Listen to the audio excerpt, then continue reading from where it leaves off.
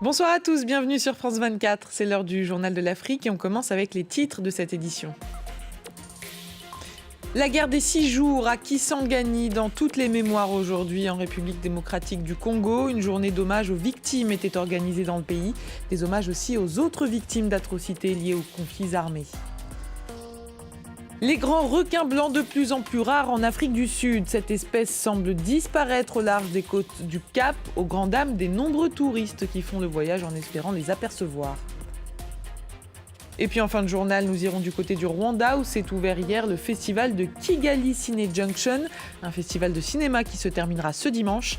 Les plus grands cinéastes de la région sont attendus.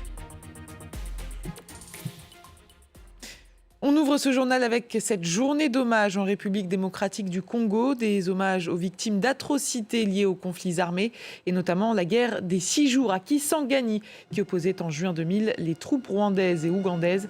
Les autorités ont appelé à commémorer ce qu'elles appellent le génocide congolais. Les précisions de notre correspondante en RDC, Aurélie Bazara Kibangula. Pendant la cérémonie, des témoignages de victimes ont montré que 24 ans après la guerre des 6 jours, la douleur est toujours vive à Kisangani. Ces victimes ont témoigné de la peur qu'elles ont eue lorsque des affrontements meurtriers entre deux armées étrangères, rwandaises et ougandaises, ont éclaté en juin 2000. Plus de 1000 civils avaient été tués en 6 jours, des centaines d'autres blessés. Alors dans son discours, la première ministre a rappelé que cette journée rend hommage aux millions de Congolais morts lors des différents conflits armés dans le pays et que la justice est nécessaire pour éviter que ces violences ne se répètent. Toujours dans le souci de voir ces crimes internationaux réprimés, le gouvernement poursuit le plaidoyer visant la création d'un tribunal pénal international pour la République démocratique du Congo. L'exécutif congolais appelle nos partenaires internationaux à soutenir cette initiative. C'est la deuxième année que les autorités congolaises rendent hommage aux victimes des guerres du pays. Un moyen pour continuer à lutter pour la paix. Ce sont les mots de la première ministre, des mots qui rappellent que le pays est toujours en proie aux violences. C'est l'une des crises humanitaires les plus négligées au monde selon les Nations Unies. Près de 7 millions de personnes ont fui les violences à travers la République démocratique du Congo. Il a été condamné à 20 ans de prison mercredi pour crime contre l'humanité. L'ex-dictateur guinéen Moussa Dadis Camara a décidé de faire appel, lui qui a été jugé coupable dans l'affaire du massacre du 28 septembre 2009. Notre correspondant en Guinée, Malik Diakité, a rencontré l'un de ses avocats tout à l'heure. Écoutez. Que nous avons estimé que d'abord les droits de la défense ont été violés. Notre client n'a pas été interrogé sur les éléments constitutifs du crime contre l'humanité. Et deuxièmement, il a été condamné sur la base des déclarations d'un co-accusé qui ne valent qu'un simple renseignement dans un procès pénal. On rejette cette décision qui n'est pas conforme au droit et nous allons interjeter l'appel.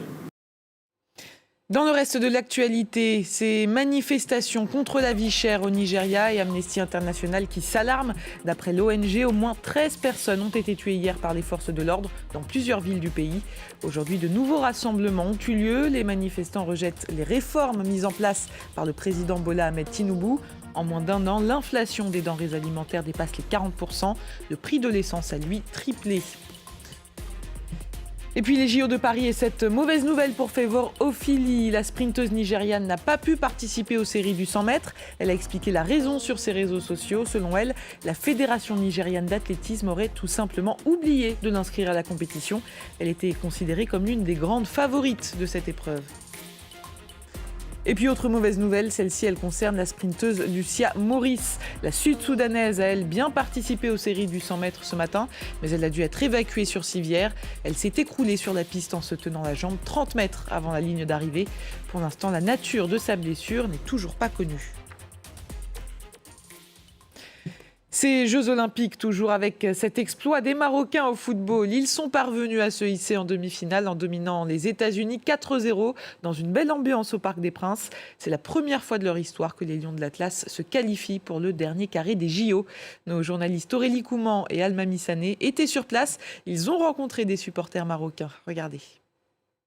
Nous sommes ici devant le Parc des Princes après la victoire écrasante des Lions de l'Atlas du Maroc face aux États-Unis. Je suis ici avec plusieurs supporters qui n'ont pas pu entrer au sein du parc car les billets étaient trop chers, mais ils ont quand même souhaité venir pour supporter leur équipe. Je vous laisse écouter leurs différentes réactions. Merci pour les joueurs qui ont joué un beau match aujourd'hui.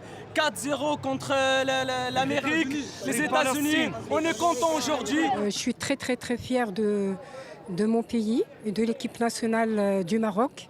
Ce que je leur souhaite, la bonne continuation. Ils sont dans la bonne voie et on les soutient jusqu'au bout. Comme vous l'avez vu, les supporters sont très enthousiastes suite à cette victoire écrasante du Maroc face aux États-Unis. Le prochain match devrait avoir lieu à Marseille au Vélodrome pour espérer décrocher cet or olympique.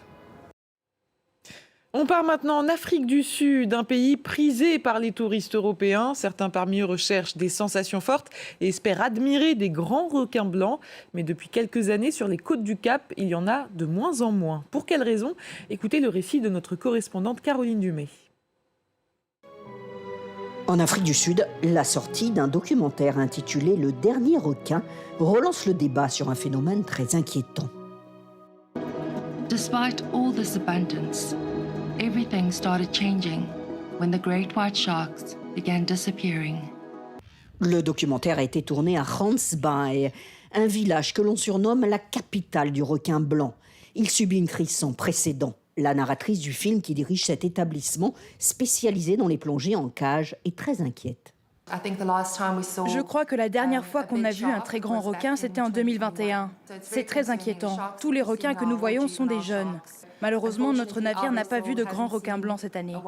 C'est la première fois depuis que nous avons démarré cette société en 1997 que nous n'avons pas vu de grands requins blancs durant l'hiver. Les touristes continuent d'aller en mer, mais ils y croisent d'autres espèces, comme le requin cuivre ou le requin bleu. 2 jeunes requins blancs ont été aperçus seulement 4 fois depuis le début de l'année. Il y a 10 ans, plusieurs centaines d'adultes vivaient au large de ces côtes. Pour cette scientifique, la surpêche est directement responsable de ce drame. Nous ne savons pas qui pêche quoi. Si la surpêche a un impact important en éliminant les espèces dont les requins se nourrissent, cela pourrait être l'une des raisons pour lesquelles ils ne reviennent plus. Le fondateur du musée de Muizenberg aboutit aux mêmes conclusions. Il documente depuis 15 ans le déclin des requins blancs dans le monde. La surpêche est un fléau, mais la disparition des grands blancs en Afrique du Sud a d'autres causes. L'Afrique du Sud est très active depuis longtemps dans la protection des plages, avec des filets dans la province du Natal. Mais c'est là aussi où la plupart des grands requins blancs sont tués parce qu'ils se retrouvent pris au piège et ils ne survivent pas.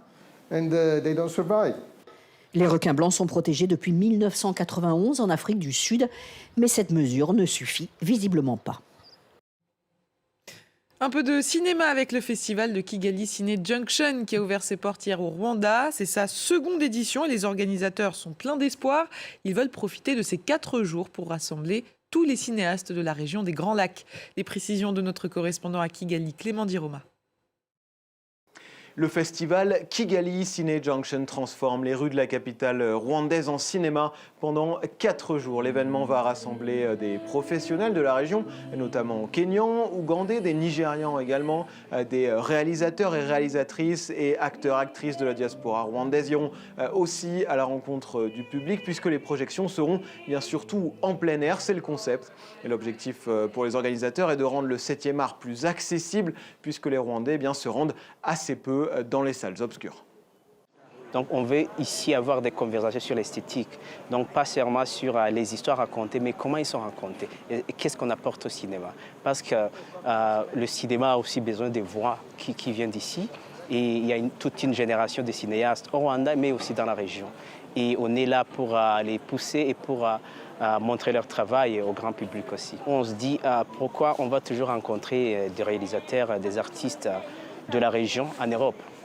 on a un devoir en fait, entre nous comme artistes. Le film d'ouverture était Banel et Adama de la franco-sénégalaise Ramata Toulaïsi. Il sera suivi entre autres d'Augure, le long métrage du belgo-congolais Baloji, primé à Cannes. L'idée derrière ce festival est aussi de se concentrer sur l'esthétique et les particularités du cinéma africain à travers 4 jours de projection, mais aussi de discussions, d'ateliers avec des réalisateurs. Les organisateurs disent vouloir imposer la capitale des 1000 collines, Kigali, comme un lieu de rencontre incontournable pour les cinéastes africains. Voilà, c'est la fin de cette édition. Merci à vous de l'avoir suivi. L'information continue sur France 24.